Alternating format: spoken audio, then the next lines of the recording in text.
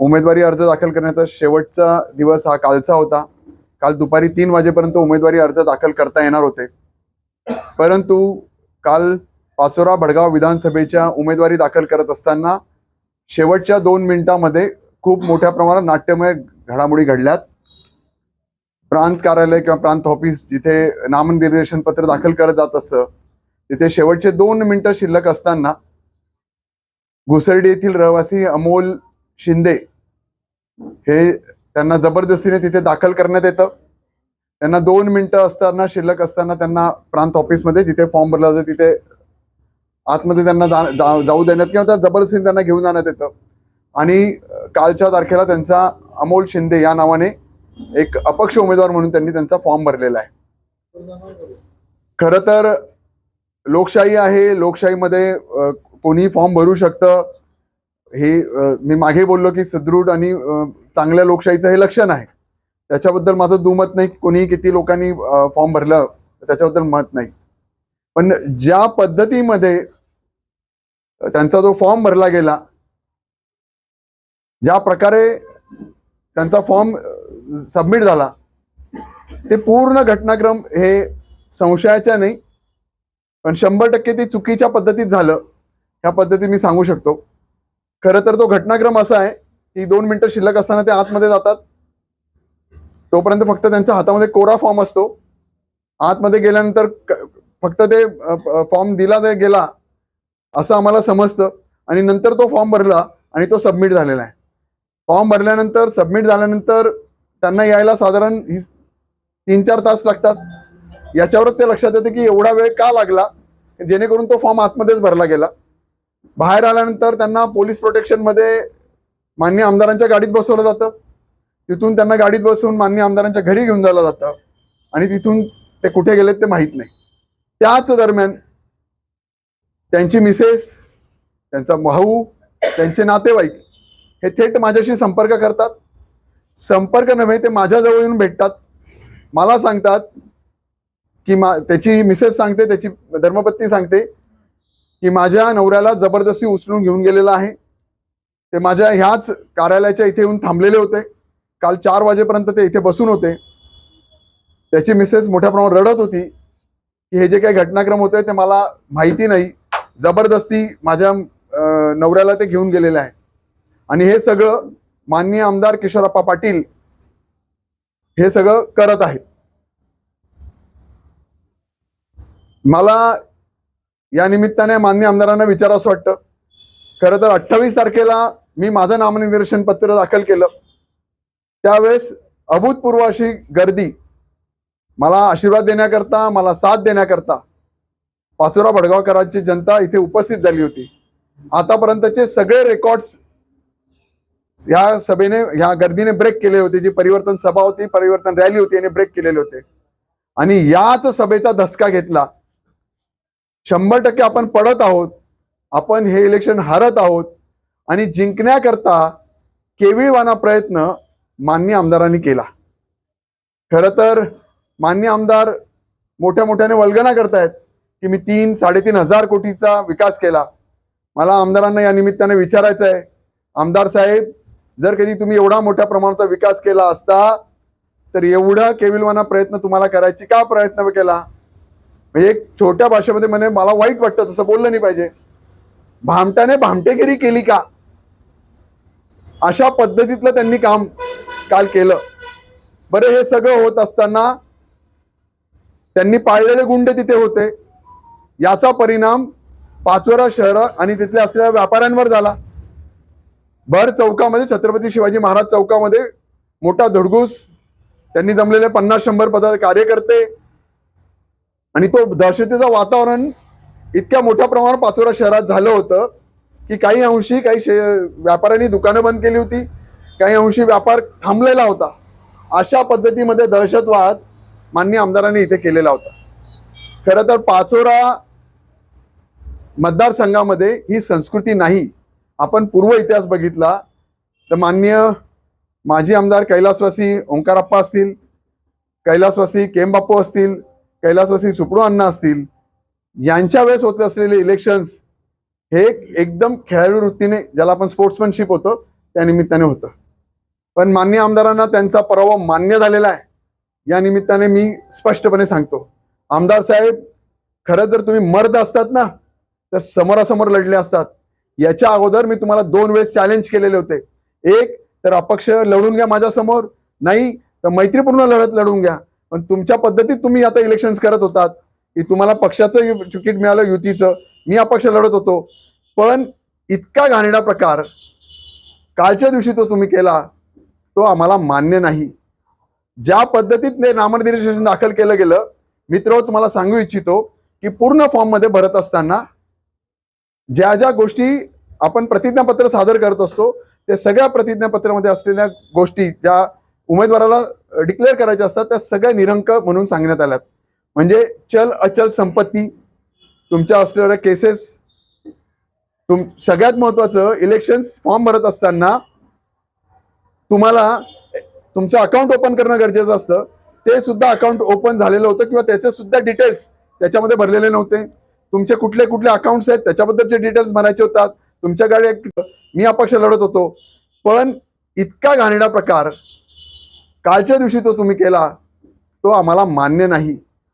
ज्या पद्धतीने नामनिर्देशन दाखल केलं गेलं, मित्र तुम्हाला सांगू इच्छितो की पूर्ण फॉर्म मध्ये भरत असताना ज्या ज्या गोष्टी आपण प्रतिज्ञापत्र सादर करत असतो त्या सगळ्या प्रतिज्ञापत्रामध्ये असलेल्या गोष्टी ज्या उमेदवाराला डिक्लेअर करायच्या असतात त्या सगळ्या निरंक म्हणून सांगण्यात आल्यात.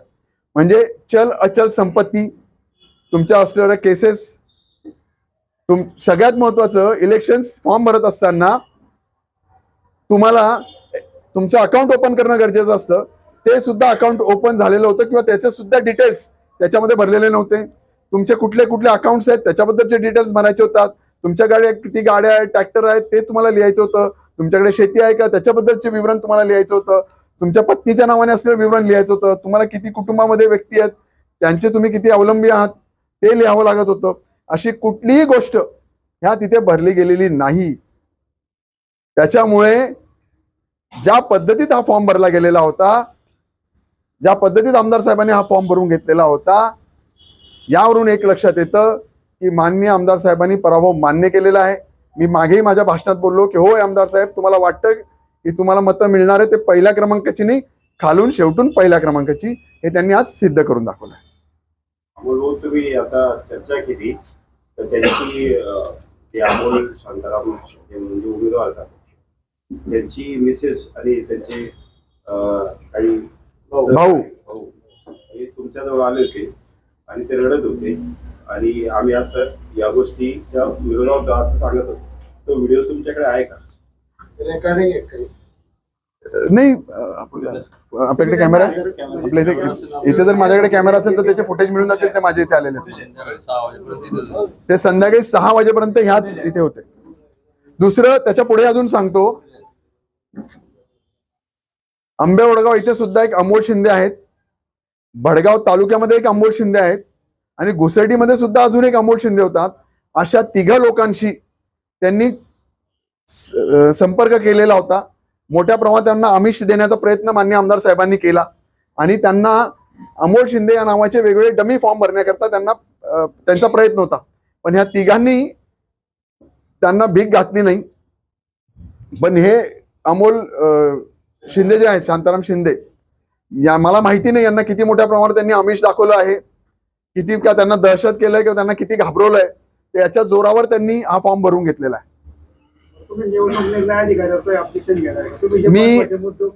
मी 100% मी लगेच आज मध्ये ह्या विषयावर ऑब्जेक्शन घेतलेलं आहे. आताच्या क्षणाला त्याची हेरिंग चालू आहेत.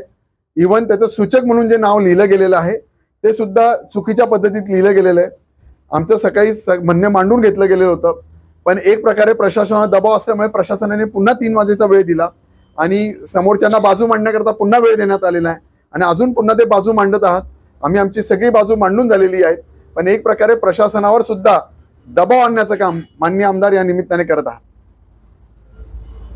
माननीय आमदारांनी खिलाडू वृत्ती दाखवायला पाहिजे होती. पण पुन्हा एकदा त्यांनी त्यांच्या संस्कृतीचं, वैयक्तिक संस्कृतीचं दर्शन पाचोरा भडगावकरांना दाखवून दिलेलं आहे.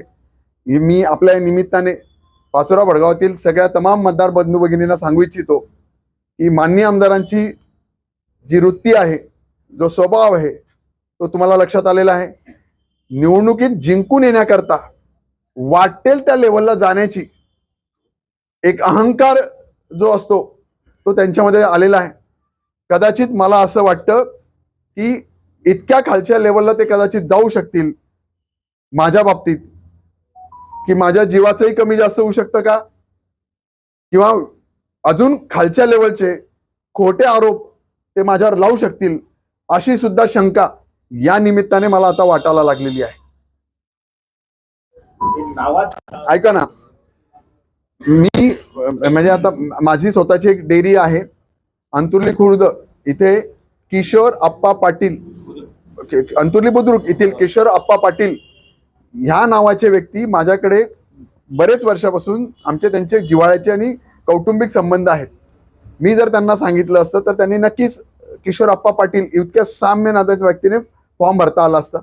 त्याच्या पुढे जाऊन सांगतो, माझे जवळचा मित्र, माझ्या लहान भावासारखा किशोर पाटील हा सुद्धा माझ्या जवळ आहे. जर ही संस्कृती माझी राहिली असती तर एक काय मी 25 नावाने किशोरप्पा पाटील या नावाने लोक भरू शकलो असतो. पण हे माझी संस्कृती नाही. खिलाडी वृत्तीने मी इलेक्शन लढण्यास तयार आहेत किंवा लढत आहेत. अशा खालच्या लेवलला जाऊन मी जसं बोललो की ज्या पद्धतीत ते काम करतायत असं मला शक्य होणार नाही. ही संस्कृती माझ्यात नाही. हो, त्यांचा अधिकार असेल आपण असं समजूया. पण आपली जी समस्या आहे ती फॉर्म उशिरा भरला म्हणून आहे तर त्याने तो निरंतर केला म्हणून आहे. दोन विषय परत एकदा सांगतो परत एकदा सांगतो. मी असं बोललो की लोकशाहीमध्ये कुठलाही व्यक्ती हा इलेक्शन्स लढू शकतो आणि ही लोकशाही बळकटीकरणाचं किंवा चांगल्या लोकशाहीचं दर्शन घडवते. पण त्या व्यक्तीला मोठ्या प्रमाणात दारू पाजून, आमिष दाखवून, ज्या पद्धतीमध्ये काल फॉर्म भरला गेलेला आहे, दडपशाही प्रशासनावर आणून, इव्हन काही पत्रकारांना, आपल्या पत्रकार बांधवांना त्या प्रिमायसेसमध्ये ज्यांना तुम्हाला अधिकार आहे तिथे न जाऊ देता, कुठली गोष्ट माहिती न पडू देता, ज्या पद्धतीत त्यांनी कालचा हे केलेलं आहे, तर हे लोकशाहीला पूरक नसलेला हा विषय सगळा होता. त्या पद्धतीत त्या विषयाला मला विरोध आहे. मला त्याला विरोध नव्हता. दुसरा विषय, ज्या पद्धतीत तो फॉर्म भरला गेलेला आहे तो 100% चुकीच्या पद्धतीत भरला गेलेला आहे. तो फॉर्म डिस्क्वालिफाय झालाच पाहिजे अशा पद्धतीचा आहे. पण पुन्हा एकदा मला माहित नाही काय निकाल येतो तो, पण प्रशासनावर प्रचंड दबाव या निमित्ताने तो फॉर्म एक्सेप्ट केला गेला पाहिजे असं आहे. निकाल केव्हा अपेक्षित आहे तुम्हाला? आज संध्याकाळपर्यंत तो निकाल अपेक्षित. आमचा निकाल अपेक्षित आहे म्हणजे त्यांच्याकडून किंवा as it is position राहील. पुढचं काय पाहू नक्की मी पुढे कोर्टामध्ये जाणार आहेत. मी हायकोर्टामध्ये या विषयाकरता दाद मागणार आहे.